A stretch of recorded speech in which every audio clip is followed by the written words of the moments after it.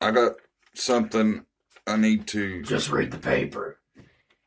I would just like to say the cornbread mafia is real, and I will not make fun of them anymore. I will not say that their gang initiation consists of shucking corn and kissing their sisters, or that their rival gang is the Jiffy Bread Boys.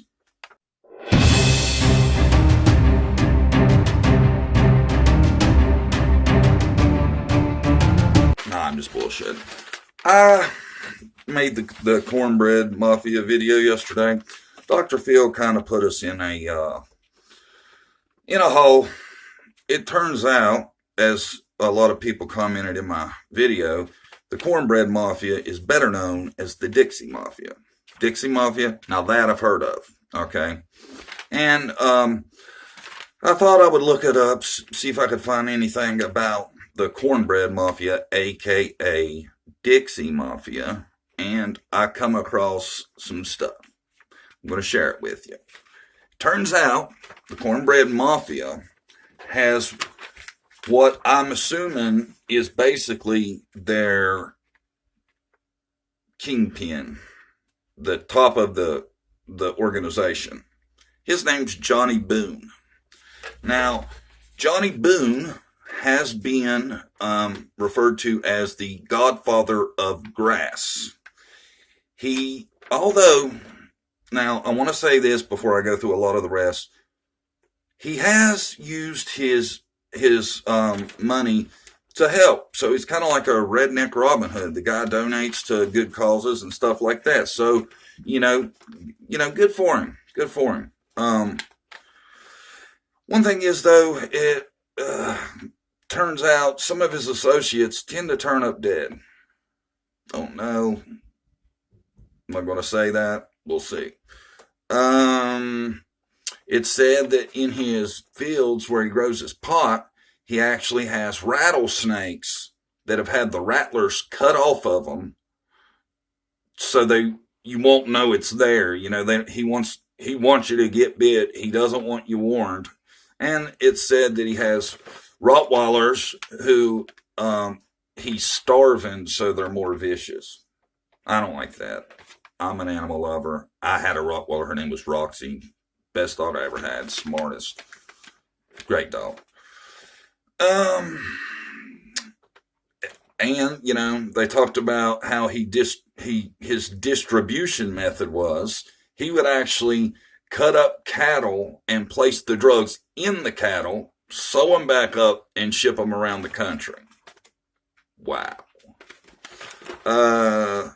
In 1987, he was sentenced to 20 years for having over 200 tons of marijuana, which in today's money would be over $1 billion. Now, this is kind of his dark side. It turned out him and his son had a little squabble while he was in jail. His son had spent a ton of money and built him a new house right near his dad's house. His dad didn't like that at all. His son ended up being found with a gunshot in his head. It was ruled a suicide. Then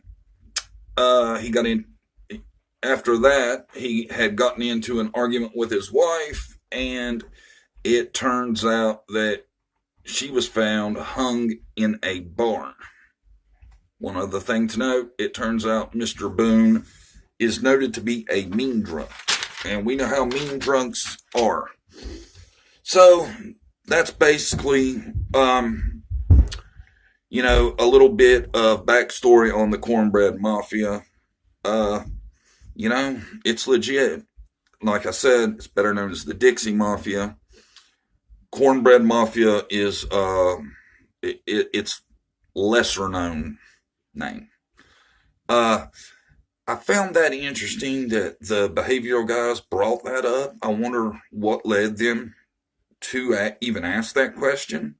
Have you guys thought about that? I mean, there's something. They just didn't pull it out of thin air, I don't think. And I know a lot of us who follow this very closely were blown away by that. I know a lot of people said that they hadn't heard of the cornbread mafia before. A lot of people have heard of them. Typically, it's referred to as the Dixie Mafia, and yeah, that's just I want to make a little follow up to my first video after learning about that they were actually the Dixie Mafia, the cornbread mafia thing. I don't think anybody would name their syndicate that, so I guess that nickname came over time. Um, that's it. If you like my videos, throw a thumbs up. If you haven't subscribed, hit the subscribe, and I'll talk to you later after we have part 2 of the Summer Wells Dr. Phil 2-part episode. God bless.